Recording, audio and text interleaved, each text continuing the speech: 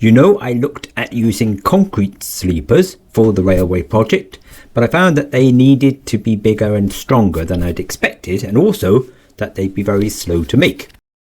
And I looked at timber sleepers, but decided that they would rot too quickly in our very wet conditions, unless they were treated with a lot of nasty and expensive wood preservative.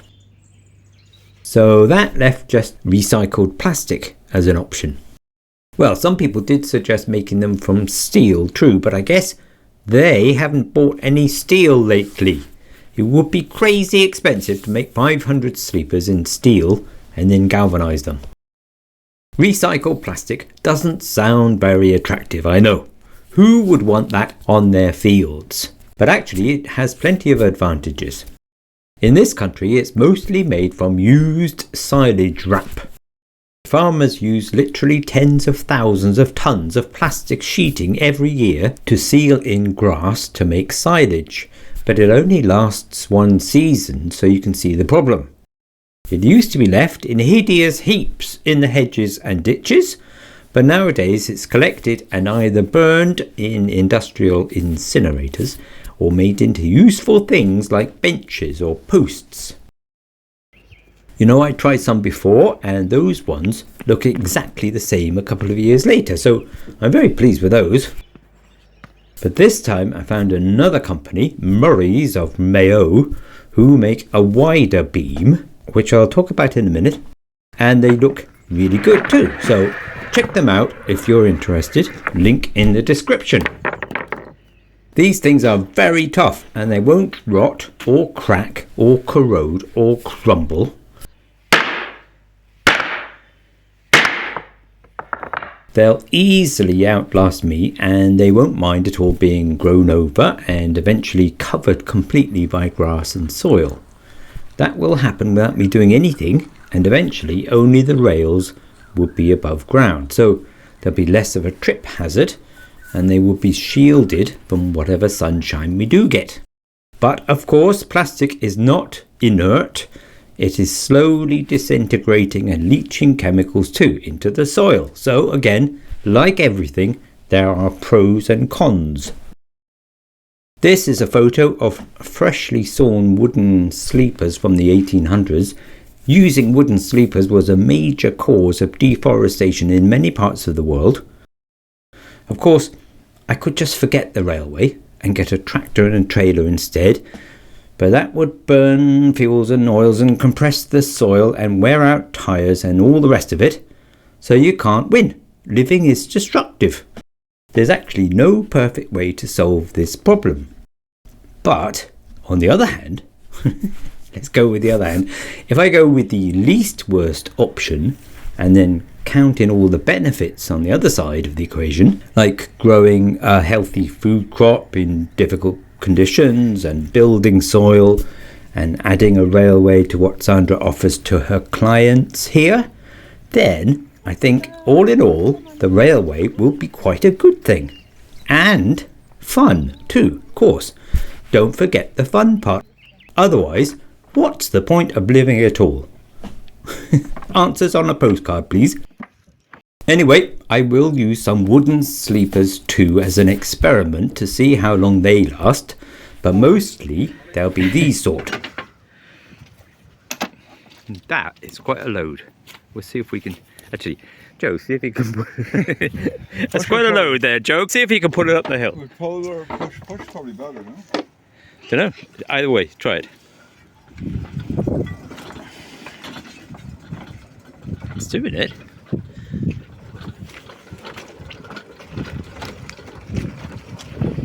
I'm done. They weigh about 2 kilograms each, so there's 60 kilograms of sleepers in there, plus a bucket full of pegs weigh another 20 or so, and the other tools brings that load up to around 100 kilos, I guess. Good job I keep feeding Joe ginger nut biscuits with his coffee. Now, there are two things I wanted to show you about using these sleepers. One thing is going around curves with them. Obviously, you're not going to do this, except for very small variations, because the sleepers would need to change length and you get into a right muddle at the end. So you need to arrange them as if they radiate from the centre of an imaginary circle with the rails going around the circumference. But then the gap between the sleepers is smaller on the inside rail than it is on the outside one, and the whole inside rail is shorter too than the outside one. Many people, I don't know why, they have told me to assemble a complete railway section and transport it from the workshop to the end of the line and just drop it into position somehow. They obviously have not thought through the implications of that, and not just the weight and the unwieldeliness of a whole section. Yes. A curve in the track means a dedicated design. A bit more bendy. Lovely. It's not hard to do though. Just lay down the outside rail first with all the holes pre-drilled to your required spacing. Then lay out and arrange all your sleepers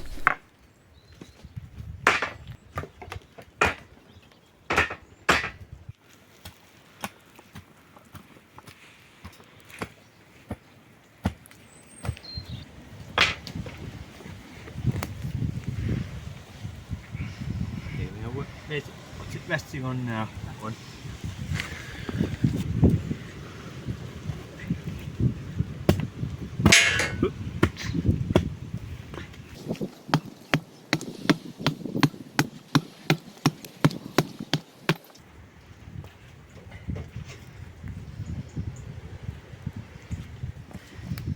Okay, switch off.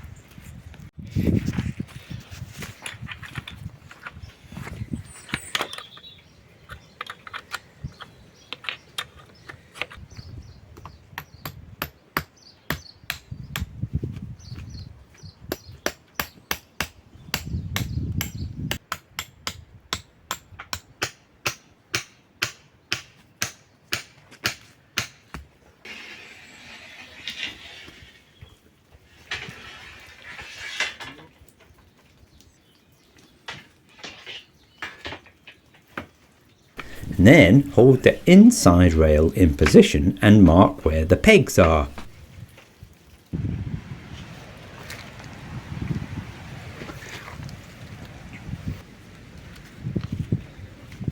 Ready? You'll find that you need to cut the end off that rail as well, a little bit. Thank you. I don't know how long I've been filming the inside of my pocket. I might edit that out. Then, when you drill holes to line up with the pegs and bolt the whole thing together, the curve will come out just as you want it to, and it won't flex either. It's all curvy, isn't it?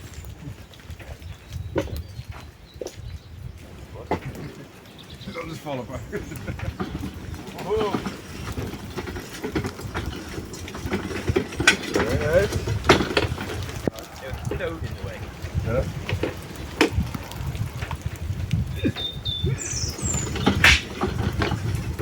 It worked. Good.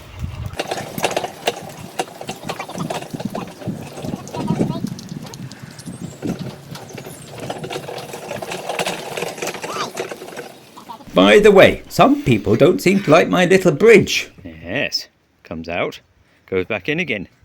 I don't know why not. Lovely.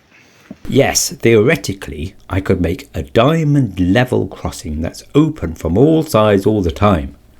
But that would need many more parts and lots more cutting and welding in position in the field to make sure everything's lined up properly. But to do that, I'd need to hire a generator and move my gas welder out and the gas bottle and all that out from the workshop, and it would be complicated and expensive. And incidentally, more bumpy than my little bridge is. So, no, I won't be doing that. Thanks very much. I mean, why overcomplicate things? Why? Answers for that too on a postcard, please. It's only a little bridge, but it does its job. Sure does.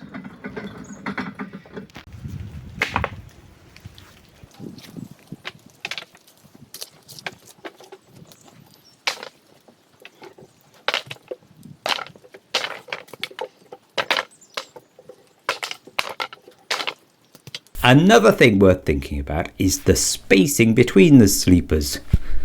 I have been setting them at 40 centimetre centres all this time, and that worked fine, but I've decided to move up to 50 centimetre centres with those wider sleepers, which will reduce the number I need considerably. And also it's easier to walk between them when they're that bit further apart, which is important too.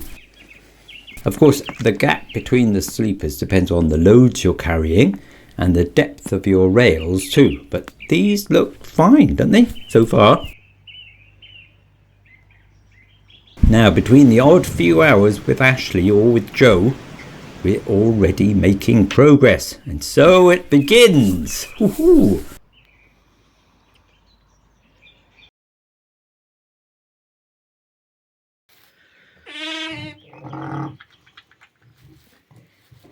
Them both together.